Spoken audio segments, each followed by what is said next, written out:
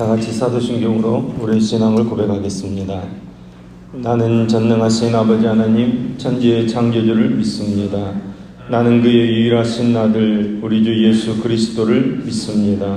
그는 성령으로 잉태되어 동정녀 마리아에게서 나시고 본디오 빌라도에게 고난을 받아 십자가에 못 박혀 죽으시고 장사된 지 사흘 만에 죽은 자 가운데서 다시 살아나셨으며 하늘에 오르시어 전능하신 아버지 하나님 우편에 앉아 계시다가 거기로부터 살아있는 자와 죽은 자를 심판하러 오십니다. 나는 성령을 믿으며 거룩한 공교회와 성도의 교제와 죄를 용서받는 것과 몸의 부활과 영생을 믿습니다. 아멘. 찬송 445장 찬송합니다. 찬송 445장 찬송합니다.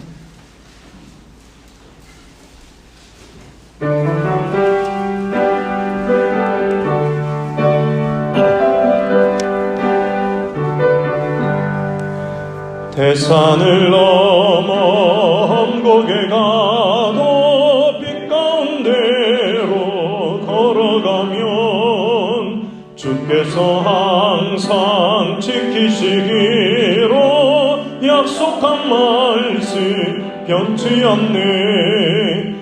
하늘의 영광 하늘의 영광 나의 맘속에 차고도 넘쳐 할렐루야를 힘차게 불러 영원히 주를 찬양하리. 캄캄한 밤에 다닐지라도 주께서 나의 길 되시고 나에게 밝은 빛이 되시니 길 잃어버릴 염려 없네. 하늘의 영광 하늘의 영광 나의 맘속에 차고도 넘쳐 할렐루야를 힘차게 불러 영원히 주를 찬양하리. 광명한 그 빛 마음에 받아 찬란한 천국 바라보고 할렐루야를 힘차게 불러 날마다 빛에 걸어가리. 하늘의 영광 하늘의 영광 나의 맘속에 차고도 넘쳐 할렐루야를 힘차게 불러 영원히 주를 찬양하리. 아멘. 오늘 읽으시는 말씀은 시편 79편 1절에서 13절까지 말씀입니다. 시편 79편 1절에서 13절까지의 말씀입니다. 시편 79편 1절에서 13절까지 말씀을 저와 여러분이 한 절씩 교독하겠습니다. 여러분이 먼저 1절 말씀 읽겠습니다. 시작. 하나님이여 이방 나라들이 주의 기업의 땅에 들어와서 주의 성전을 더럽히고 예루살렘의 돌무리가 되게 하느니라. 그들이 주의 종들의 시체를 공중의 새에게 밥으로 주의 성도들의 육체를 땅의 짐승에게 주며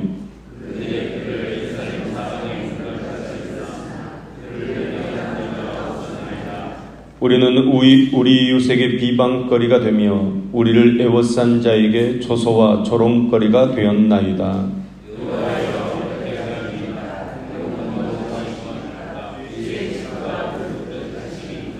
주를 알지 아니하는 민족들과 주의 이름을 부르지 아니하는 나라들에게 주의 노를 쏟으소서. 우리 조상들의 죄악을 기억하지 마시고 주의 긍휼로 우리를 속히 영접하소서. 우리가 매우 가련하게 되었나이다.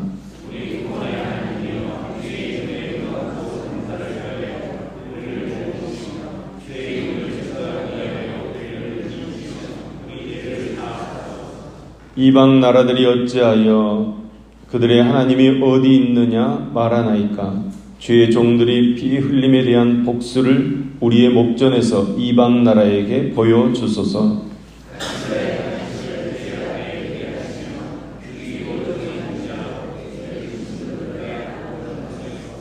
주여, 우리 이웃이 주를 비방한 그 비방을 그들의 품에 7배나 갚으소서. 우리는 주의 백성이요 주의 목장의 양이니 우리는 영원히 주께 감사하며 주의 영원을 대대에 전하리이다. 아멘. 아멘.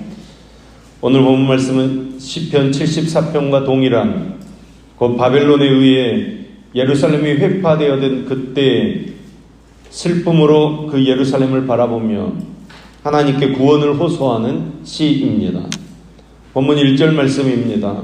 하나님의 이방 나라들이 주의 기업의 땅에 들어와서 주의 성전을 더럽히고 예루살렘이 돌무더기가 되게 하였나이다. 다른 것은 다 무너져도 하나님의 성전이 있는 예루살렘만큼은 무너지지 않을 줄로 믿었습니다. 그러기에 너무나도 충격적입니다. 이방 나라들이 주의 기업의 땅에 들어왔습니다. 그것도 주의 성전을 짓밟습니다. 무참히 짓밟고 파괴하는 광경을 두 눈으로 보아야 했습니다. 여러분, 예루살렘 성전은 아무나 들어갈 수 있는 것이 아닙니다. 성소에 들어갈 수 있는 사람은 제사장뿐입니다. 지성소에 들어갈 수 있는 사람은 대제사장뿐이었습니다. 대제사장이라고 해도 아무 때나 마음대로 들어갈 수 있는 것이 아닙니다. 1년에 딱 한 차례 7월 10일 대속죄일에만 들어갈 수 있었습니다. 여러분, 왜 아무나 들어갈 수 없는 곳입니까? 하나님께서 계시는 곳, 하나님께서 이스라엘을 만나주시는 거룩한 곳이기 때문입니다. 그런데 그 성전을 이방인들이 군안을 신고 짓밟았다는 것입니다. 약탈하고 불지르고 완전히 파괴하고 말았다는 것입니다. 얼마나 충격입니까? 예루살렘 성전에 하나님께서 계신다면 결코 그런 일이 일어나지 말아야 하는 것입니다. 하나님께서 성전에 계신다면 하나님께서 능력과 권세로 모든 군사를 물리치시고 적들이 다 물러가야 합니다. 그런데 그런 일이 일어나지 않습니다. 하나님의 성전은 무참히 유린을 당합니다. 하나님에게 능력이 없어서 그런 것입니까? 하나님께서 성전을 지키실 만한 힘이 없어서 그렇게 성전이 더럽혀지고 파괴되고 만 것입니까? 그렇지 않습니다. 왜 예루살렘 성전이 무너졌는지 그 이유를 분명히 알아야 합니다. 이미 예루살렘 성전은 성전이 아니었습니다. 성전의 가치를 잃어버린 성전은 성전이 아닌 것입니다. 바벨론 군대가 성전을 더럽히기 이전에 이미 이스라엘에 의해서 성전은 더럽혀졌습니다. 이스라엘이 하나님의 성전을 짓밟고 파괴한 장본인이라는 것입니다. 하나님을 예배하며 거룩하게 드려야 할 성전에다가 우상을 만들어 세운 사람들이 누구입니까? 하나님께 드리는 예배를 형식으로만 드리고 하나님을 기만하고 욕되게 한 사람들이 누구입니까? 바로 이스라엘이라는 것입니다. 여러분, 오늘 우리도 마찬가지입니다. 교회라고 해서 다르지 않고 하나님의 성전된 우리 자신이라고 해서 다르지 않다는 것입니다. 하나님께 예배드리는 성도들이 마음을 다하고 목숨을 다하고 뜻을 다하고 힘을 다하여 하나님을 사랑하며 예배드리면 그것은 결코 무너지지 않습니다. 그 사람은 하나님의 거룩한 성전으로 든든히 세워져 갑니다. 그러나 형식으로, 건성으로, 아니 자기 욕심과 욕망으로 예배의 흉내만 내면 이미 더럽혀진 것입니다. 왜 그렇습니까? 하나님께서 떠나시기 때문입니다. 하나님의 영이 떠나시고 하나님의 영광이 떠나시면, 우리에게서 떠나시면 아무런 은혜도 아무런 능력도 아무런 영광도 없는 것입니다.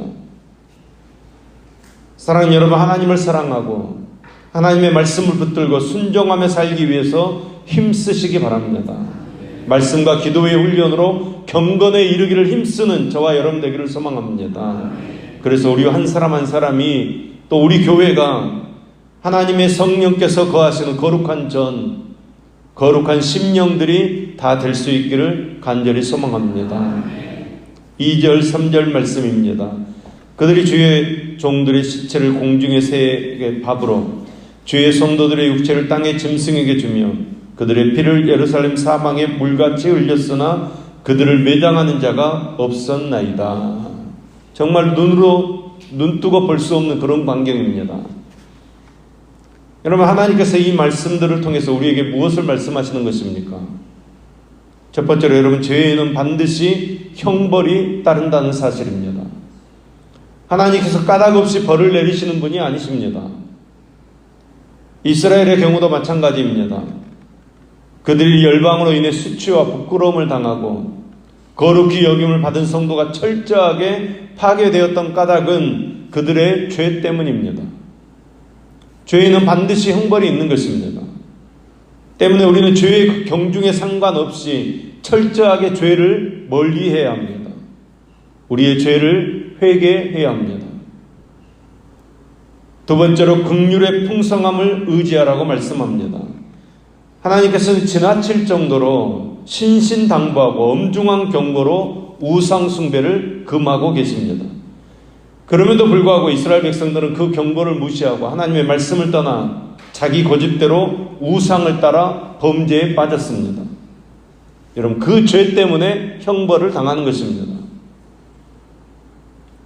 자기들이 저지른 일이 있기 때문에 하나님께 부르짖을 염치가 없습니다. 시인은 그래도 하나님께 나아가야 한다고 얘기합니다. 그래도 하나님께 부르짖습니다. 하나님의 긍휼하심을 믿기 때문입니다. 본문 8절 말씀입니다. 우리 조상들의 죄악을 기억하지 마시고 주의 긍휼로 우리를 속히 영접하소서. 우리가 매우 가련하게 되었나이다.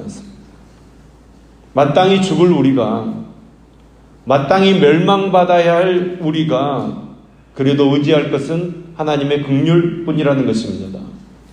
회개의 눈물로 하나님의 긍휼을 의지하는 성도는 응답을 받을 줄로 믿습니다. 세 번째로 하나님께서는 언약에 충실하신 분이시라는 사실입니다. 따라서 그 언약을 의지해서 기도하면 확실히 응답해 주시는 하나님이십니다. 본문 9절 말씀에 보면 시인은 주의 이름의 영광스러운 행사를 위하여 우리를 건져달라고 기도하고 있습니다. 이게 무슨 말입니까? 이스라엘의 구원과 하나님의 영광과 무슨 연관이 있는 것입니까? 여러분, 서로 언약 관계에 있는 것입니다. 일찍이 이스라엘은 시온산에서 하나님으로부터 선택된 선민입니다. 그러므로 이스라엘의 수치는 곧 하나님의 수치가 되는 것입니다. 이런 맥락에서 시인은 주의 기업, 주의 성전, 주의 종 이렇게 기도하고 있는 것입니다. 주의 소유가 모두 짓밟히고 있기 때문에 하나님 좀 도와달라는 것입니다. 하나님 좀 살려달라는 것입니다. 또 13절 말씀에서는 주를 목자로 그의 백성을 양으로 비유하고 있습니다. 이렇게 언약 안에서 볼 때 모든 환난은 반드시 감사와 찬송으로 바뀌게 되는 것입니다. 하나님께서 반드시 구원해 주실 줄로 믿는 것입니다. 그러면 왜 하나님께서 이스라엘을 징계하시는 것입니까? 다 멸망시키고 다 죽이려는 의도가 아니라는 것입니다. 올바로 세우기 위함입니다. 하나님께서 능력이 모자라서 당신의 백성을 어려움 가운데 빠뜨리시는 것이 결코 아니라는 것입니다. 이스라엘을 바벨론에 던지시고 이스라엘을 주변으로부터 조롱당하게 하신 이유는 하나님의 뜻을 바로 깨닫고 자신을 냉철하게 살펴서 회개할 것은 회개하고 참고 인내해야 할 것은 참고 인내함으로 하나님께 더 가까이 나아가게 하기 위함입니다. 오늘도 은혜와 긍휼이 풍성하신 하나님께서는 하나님을 바라고 의지하고 하나님만 소망하는 자신의 택한 백성을 지켜주시고 건져주십니다. 우리는 하나님을 바라봐야 합니다. 하나님의 은혜를 구해야 합니다. 혹시라도 우리가 말씀을 떠나 있지는 않는지, 혹시라도 우리가 우상 숭배에 빠져 있지는 않는지, 혹시라도 우리가 하나님보다 세상을 더 사랑하고 있지는 않는지 우리가 우리의 삶을 되돌아봐야 합니다. 그리고 철저하게 우리는 하나님께로 돌아와야 합니다. 하나님의 은혜의 역사가 우리 가운데 있기를 소망합니다. 우리가 온전히 하나님께 나아가기를 소망합니다. 하나님의 역사하심을 믿는 사람은 하나님의 은혜로, 하나님의 풍성함으로, 하나님의 돌보심으로 하나님의 나라에 거하게 될 줄로 믿습니다. 저와 여러분의 믿음이 흔들리지 않고 더 하나님 바라보고 하나님 소망하고 하나님 말씀 가운데 거하는 믿음의 사람 될 수 있기를 예수님의 이름으로 축원합니다. 기도하겠습니다. 자비하신 하나님, 우리를 긍휼히 여겨 주시옵소서. 하나님께서 우리에게 허락하신 이 날에 우리의 힘과 뜻과 목숨과 마음을 다해 하나님을 사랑하게 하여 주시옵소서. 하나님의 말씀을 붙들고 살되 순종으로 응답하며 살도록 인도해 주시옵소서. 우리 영혼이 때로는 낙심될 때에도, 불안할 때에도 여전히 하나님께 소망을 두고 하나님만 바라보도록 믿음을 주시옵소서. 온갖 무의미와 회의가 물밑들 밀려올지라도 여전히 하나님을 찬송하는 깊은 믿음, 견고하여 흔들리지 않는 믿음을 허락하여 주시옵소서. 우리의 삶이 찬송할 상황이 아니더라도, 감사할 형편이 아니더라도 하나님의 소망을 붙잡고 여전히 찬송하는 자리에 거하게 하시며 하나님께 나아감으로 놀라운 기적을 경험하는 복된 삶이 되어지도록 역사해 주시옵소서. 우리 교회와 우리 속에 내주하시는 성령님을 근심시키는 자가 아니라 말씀과 기도로 경건을 훈련하게 하여 주시옵소서. 그래서 우리의 믿음의 주요, 우리를 온전케 하시는 주님을 바라보며 주님을 닮아가는 삶을 살도록 붙들어 주시옵소서. 하나님, 우리의 몸과 마음, 우리의 가정과 교회를 거룩함에 흠없도록 지켜주시고 보존하여 주시옵소서. 하나님, 우리의 몸이 연약한 우리 성도들 사랑하여 주시옵소서. 건강을 지켜주시옵소서. 몸이 아프기 때문에 겪는 그 고통과 불편을 믿음으로 이기게 하여 주시옵소서. 하나님, 합의하시면 아픈 부위를 하나님의 능력의 손으로 어루만져 주시옵소서. 치료의 광선을 비춰주심으로 깨끗하게 치유되어지는 역사가 있게 하여 주시옵소서.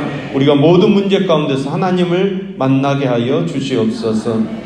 소원을 품고 1천만 영음 드리는 임준영 전영 임상훈 청년 손길을 흠양하시며 또 감사함을 드리는 김수민 손길을 주님께서 흠양하여 주시옵소서. 소원에 응답하시어서 삶이 주님의 은혜로 풍성해지며 모든 문제들이 해결되어지는 축복이 있게 하여 주시옵소서. 자녀들에게도 믿음을 더하시어서 닥쳐오는 인생의 모든 문제들을 믿음으로 이기는 삶을 살도록 붙잡아 주시옵소서. 오늘도 우리가 새 날을 시작합니다. 주님께서 함께하여 주심으로 복음으로 세상을 정복하고 다스리는 능력의 삶을 살도록 붙들어 주시옵소서. 예수님의 이름으로 기도합니다.